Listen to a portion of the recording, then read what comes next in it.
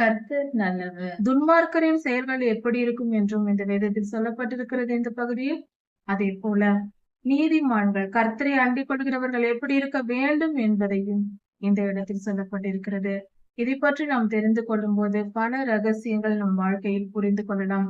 நம்முடைய அன்றாட வாழ்வையில் நாம் தெரிந்து கொள்ள வேண்டிய காரியங்கள் இங்கு நமக்கு கொடுக்கப்பட்டிருக்கிறது. நம்முடைய பிதாவாகிய தேவனுடைய அன்பும் ஆண்டவராகிய இயேசு கிறிஸ்துவின் கிருபையும் சமாதானமும் உங்கள் அனைவரோடும் கூட என்றென்றைக்கும் இருப்பதாகும். தலைப்பு: நான் உன்னை விட்டு விலகுவதும் இல்லை, உன்னை கைவிடுவதும் இல்லை. சங்கீதம் 58, 59 அதிகாரங்கள். தாவீது ராஜா அவருக்கு விரோதமாய் எழும்பின ஜனங்களை குறித்து இங்கு அவர் பாடின பாடலாய் இருக்கிறது. மௌனமாய் இருக்கிறவர்களே, நீங்கள் மெய்யாய் நீதியை பேசுவீர்களா?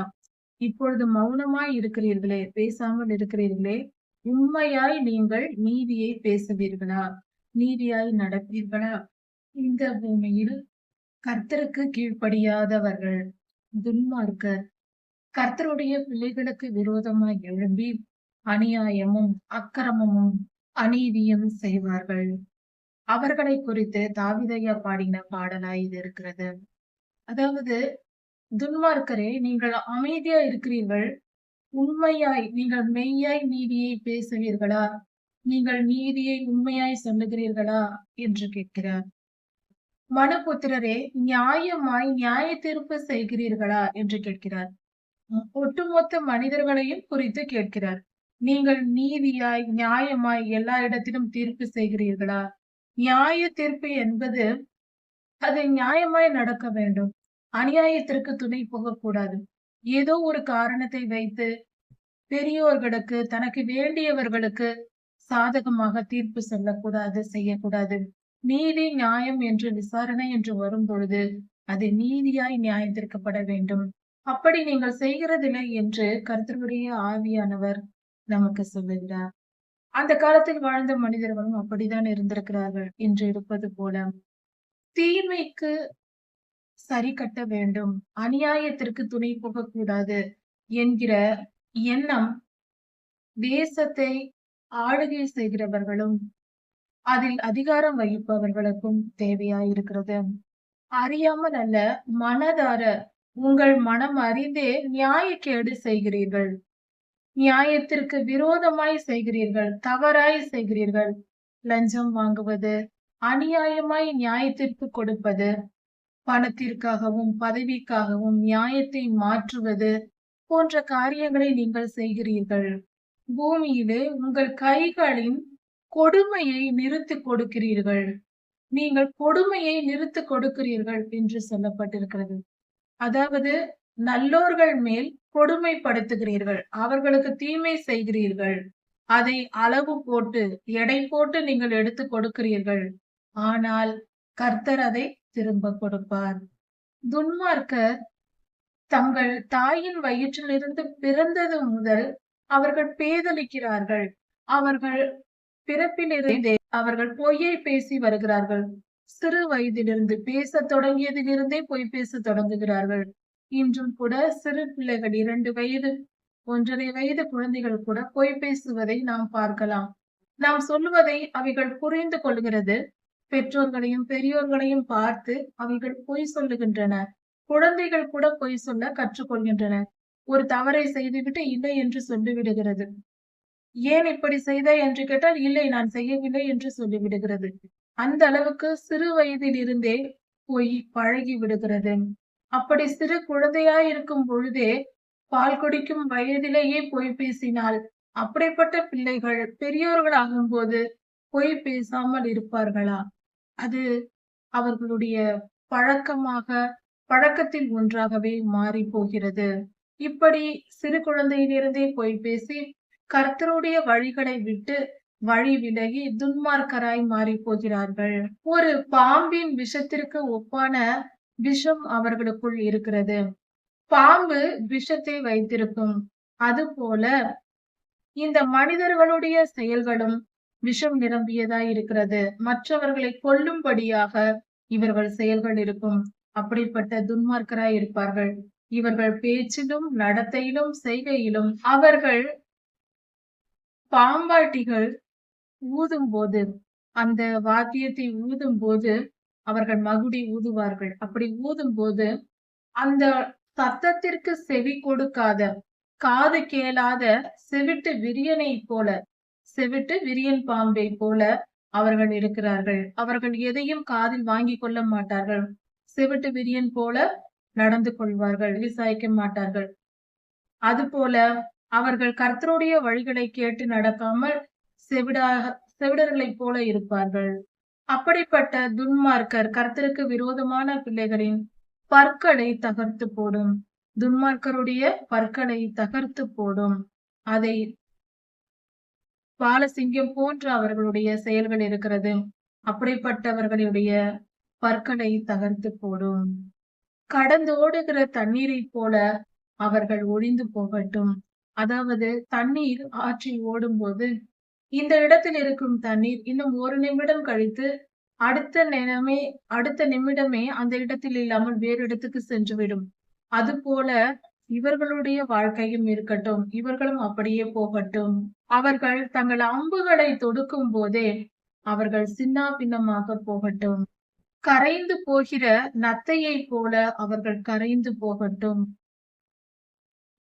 முழுமையாய் வளர்ச்சி அடையாத தாயின் கருவிலேயே இறந்து விடுகிற கருவை போல அவர்கள் அழிந்து போகட்டும். முள் நெருப்பின் மேல் வைக்கப்பட்டிருக்கிற பானைகளில் சமைக்கிறார்கள்.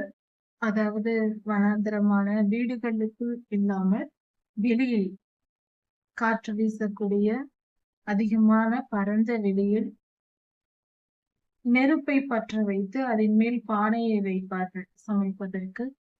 விவசாய நிலங்களில் சமைக்க வேண்டிய சூழ்நிலை ஏற்பட்டால் அந்த இடத்தில் கற்களை வைத்து, விறகுகளை வைத்து, முச்செடியை வைத்து அவர்கள் பற்ற வைத்து சமைப்பதற்காக அடுப்பை பற்ற வைப்பார்கள். அப்பொழுது திடீரென்று காற்று அடித்தால் அந்த பற்ற வைத்த நெருப்பில் இருக்கிற அந்த முட்செடியின் எரிந்து போன சாம்பல் மற்றும் முட்புதர்கள் எல்லாம் காற்றில் பறந்து போகும். அதுபோல எரிக்கப்பட்ட முட்செடிகள் காற்றில் பறப்பது போல சுழல் காற்று எரிகிற நெருப்பின் முட்செடிகள் எரியும் போது அதன் மேல் பட்டு அந்த நெருப்பையும் அந்த செடியின் சாம்பலையும் அப்படியே அடித்து கொண்டு காற்று போகும். அது போல கர்த்தரும் துன்மார்க்கரை காற்றில் அடித்து கொண்டு போவது போல அடித்து கொண்டு போவார். அவர்களை இருக்கும் இடம் தெரியாமல் அழிந்து போக பண்ணுவார். கர்த்தர் துன்மார்க்கரை அழிப்பார். கர்த்தர் துன்மார்க்கனை பழி வாங்கும் போது அந்த செயலை நீதிமான் பார்ப்பான், தன் கண்களால் பார்ப்பான். அப்படி பார்த்து துன்மார்க்கனுடைய இரத்தத்தினால் தன் கால்களை கழுவுவான். துன்மார்க்கருடைய இரத்தம் சிந்தப்பட்டு அந்த இரத்தத்தினால் நீதிமான் தன் கால்களை கழுவுவான். அப்படிப்பட்ட நிலை ஏற்படும். கர்த்தர் நீதியுள்ளவர், நீதியாய் நியாயம் தீர்ப்பார். நீதிமானை துன்புறுத்துகிறதும் துன்மார்க்கர் அக்கிரமம் செய்து கர்த்தருக்கு விரோதமாய் செயல்படுகிறதும் எல்லாவற்றையும் கர்த்தர் பார்த்து கொண்டு அமைதியாய் இருக்க மாட்டார். அவர் நியாய தீர்ப்பு கொடுக்கும் நேரம் வரும் பொழுது துன்மார்க்கரை அழித்து போடுவார். அப்படி நடக்கும் போது, இந்த செயல் நடக்கும் போது, துன்மார்க்கர் அழிக்கப்படும் பொழுது பூமியிலே சொல்லுவார்கள், மெய்யாய் தேவன் பூமியில் இருக்கிறார், அவர் நீதியாய் நியாயம் தீர்க்கிறார், நீதிமானுக்கு பலன் உண்டு. நீதிமான் எவ்வளவு துன்பத்தையும் துயரத்தையும் அனுபவித்தாலும் நீதியின் பாதையில் நடப்பான். அப்படி நடப்பதினால் பிரயோஜனம் உண்டு, தேவன் நீதியாய் நியாயம் தீர்த்தார் என்று பூமியிலே சொல்லுவார்கள். அப்படிப்பட்ட காரியம் நடக்கும். கர்த்தர் நீதிமானுக்கேற்ற பலனை அவனுக்கு தருவார், துன்மார்க்கரையோ அழித்து போடுவார். சங்கீதம் 59. கர்த்தாவே, என் சத்துருக்களுக்கும் எனக்கு விரோதமாய் எழும்புகிறவர்களுக்கும் என்னை காப்பாற்றும். அவர்களிடத்திலிருந்து என்னை விலக்கி உம்முடைய பாதுகாப்பில் என்னை வைத்துக் கொள்ளும். அக்கிரமக்காரருக்கும் இரத்த பிரியரான மனுஷனுக்கும் என்னை தப்புவியும். அக்கிரமம் செய்கிறவர்கள், அநியாயம் செய்கிறவர்கள் எனக்கு விரோதமாய் கூட்டம் கூடுகிறார்கள். நான் ஒரு பாவமும் செய்யாமல் இருக்கும் பொழுது, ஒரு மீறுதலும் இல்லை, ஒரு குறையும் நான் செய்யவில்லை. நான் எந்த தவறும் செய்யாதிருக்கும் போது, எனக்கு விரோதமாய் எழும்பி என்னை துன்பப்படுத்த வருகிறார்கள். அவர்களிடத்திலிருந்து என்னை தப்புவியும், அவர்களுக்கு என்னை காப்பாற்றும். என்னிடத்தில் அக்கிரமம் இல்லாமல் இருந்தும், நான் ஒரு தவறும் செய்யாமல் இருந்தும், என்னிடத்தில் யுத்தத்திற்கு வருகிறார்கள். என்னிடம் சண்டை போட வருகிறார்கள்.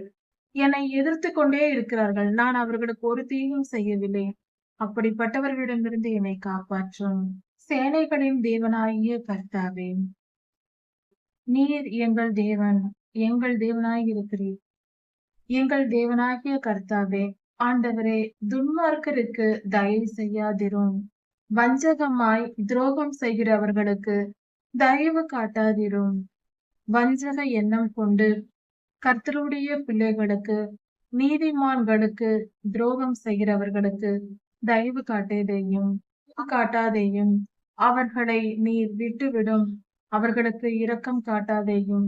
அவர்களை நீதியின்படி நியாயம் தீரும்.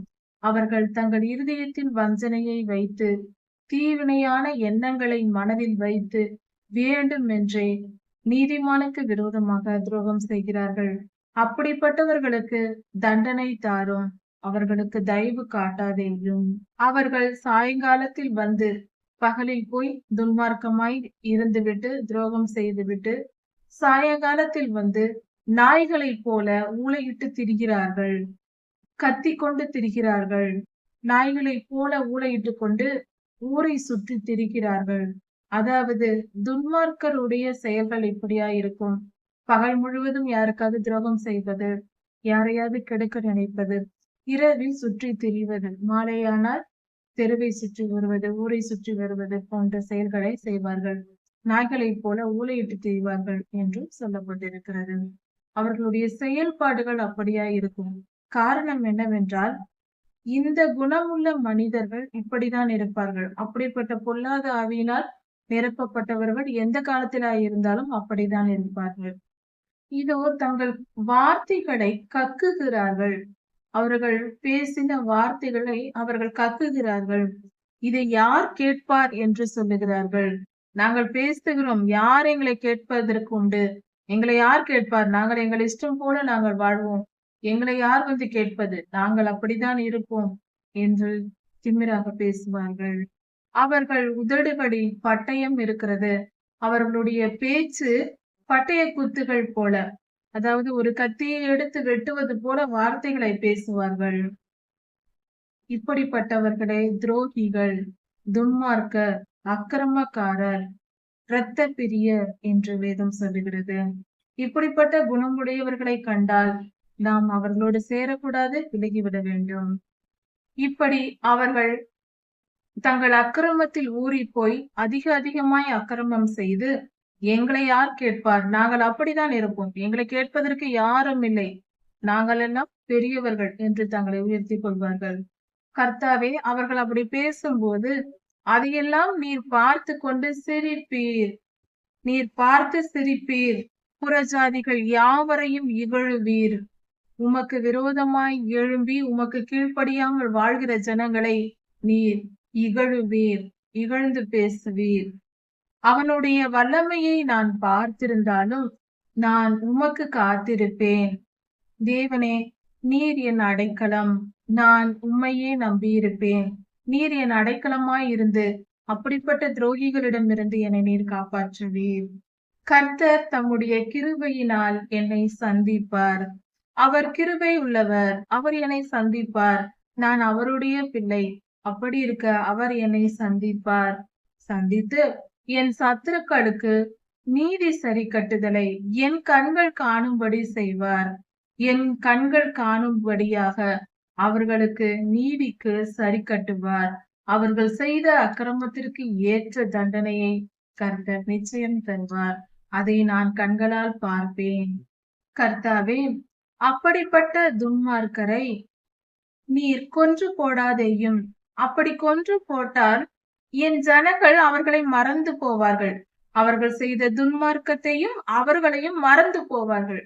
அவர்களை நீர் உயிரோடே வைத்து அவர்களுக்கு நீதிக்கு நியாயம் செய்யும். அவர்களுடைய அக்கிரமத்திற்கேற்ற பலனை அவர்களுக்கு கொடுத்து அவர்களை தாழ்த்தி போடும். எங்கள் மத்தியிலேயே அவர்கள் இருக்க வேண்டும், ஆனால் அவர்களை தாழ்த்தி போடும். அவர்கள் பெருமையை அகற்றி போடும். அவர்களுடைய பெருமையை தாழ்த்தி அதை எடுத்து போட்டு அவர்களை அடித்து நொறுக்கி அவர்களை கொன்று போடாமல் உயிரோடே வையும். அப்பொழுது என் ஜனங்கள் அவர்களை மறக்க மாட்டார்கள். இப்படி அக்கிரமம் செய்தான், இப்படி அழிந்து போனான் என்று அவர்கள் கண்களுக்கு முன்பாக உதாரணமாக அவர்களை வைத்துவிடும் என்று தாவீது ஜெபிக்கிறார். அவர்கள் உதடுகளின் பேச்சு, அவர்கள் பேசுகிற பேச்சு, அவர்களுடைய வாயின் பாவமாய் இருக்கிறது. வாயினால் செய்கிற பாவமாய் இருக்கிறது. அவர்கள் பொய் பேசுகிறார்கள். அவர்கள் இட்ட சாபமும் பொய்யும், அவர்கள் சாபம் இடுவது, பொய் சொல்வது போன்ற காரியங்களை செய்கிறார்கள். அந்த செயல்கள் அவர்களுக்கே அது திரும்பி வரட்டும். அவர்களிட்ட சாபத்தின் விளைவையும் அவர்களே சுமக்கட்டும். அவர்கள் பேசிய பொய்கள் அவர்களையே அழிக்கட்டும். இப்படியாக கர்த்தர் நீர் செய்தருளும். அவர்களுடைய பெருமையில் அவர்கள் அகப்படுவார்களாக. அவர்கள் பெருமை அவர்களையே அழிக்கட்டும். பூமியின் எல்லை வரைக்கும் கர்த்தாதி கர்த்தர் யாக்கோபின் தேவனாயிருக்கிறீர், நீரே அரசாளுகிறீர் என்பதை இந்த ஜனங்கள் தெரிந்து கொள்ளும்படியாக நீர் அவர்களை அழித்து போடும். துன்மார்க்கரை நிர்மூலமாக்கும். அவர்கள் இல்லாமல் போகும்படி செய்யும். தேவன் பூமியின் எல்லை வரைக்கும் யாக்கோபிலே அரசாளுகிறவர். பூமியின் எல்லை முழுவதும் கவனிக்க வேண்டும். இஸ்ரவேல் தேசம் மட்டும் அல்ல இஸ்ரவேலர் இருப்பது. பூமியின் எல்லை மட்டும் யாக்கோபை கர்த்தர் அரசாளுகிறார். அப்படி என்றால் இஸ்ரவேலர்கள் பூமியின் எல்லா தேசங்களிலும் இருப்பார்கள். அங்கெல்லாம் கர்த்தருடைய ஆளுகை வரும் என்று தாவீது தீர்க்க தரிசனமாக சொல்லி இருக்கிறார். இது 3000 வருடங்களுக்கு முன்பாக, சுமார் 2500 வருடங்களுக்கு முன்பாக தாவீது சொல்லிய காரியங்கள். இவைகள் எல்லாம் இன்று நிறைவேறிக் கொண்டிருக்கிறது.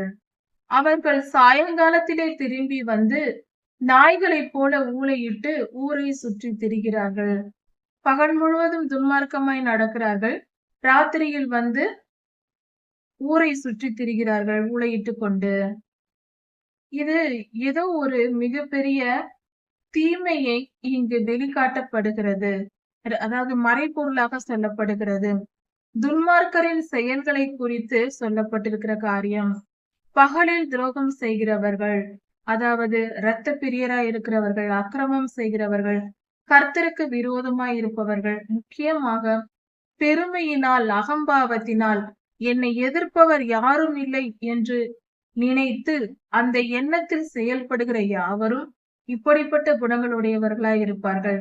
நாயை போல ஊரை சுற்றி திரிகிறார்கள் என்றால் அவர்கள் ஒழுக்கம் மற்றவர்களும், அவர்கள் மாலை வேளையில் அவர்கள் சுற்றி திரிந்து பாவம் செய்ய அலைகிறவர்கள் என்றும் சொல்லப்பட்டிருக்கிறது.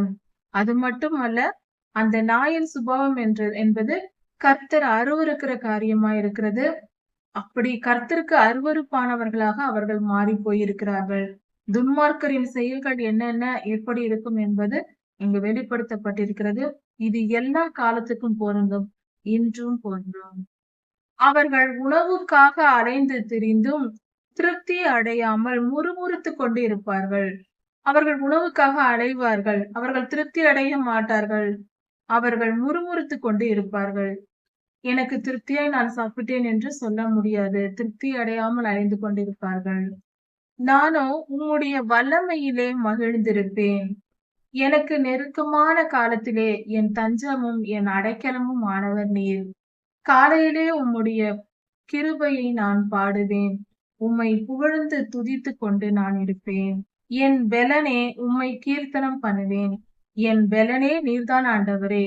உம்மை நான் துதித்து பாடுவேன். உம்மை துதித்து பாடி மகிழ்ந்திருப்பேன். எனக்கு உயர்ந்த அடைக்கலமும் கிருபையும் உள்ள தேவனாய் நீர் இருக்கிறீர். என்னை நீர் காப்பாற்றுகிறீர். நான் உம்முடன் ஐக்கியமாய் இருப்பேன். உம்மை துதித்து பாடி மகிழ்ந்திருப்பேன் என்று துன்மார்க்கரின் செயல்கள் எப்படி இருக்கும் என்றும் இந்த வேதத்தில் சொல்லப்பட்டிருக்கிறது இந்த பகுதியில். அதே போல நீதிமான்கள், கர்த்தரை அண்டிக் கொள்கிறவர்கள் எப்படி இருக்க வேண்டும் என்பதையும் இந்த இடத்தில் சொல்லப்பட்டிருக்கிறது. இதை பற்றி நாம் தெரிந்து கொள்ளும் போது பல ரகசியங்கள் நம் வாழ்க்கையில் புரிந்து கொள்ளலாம்.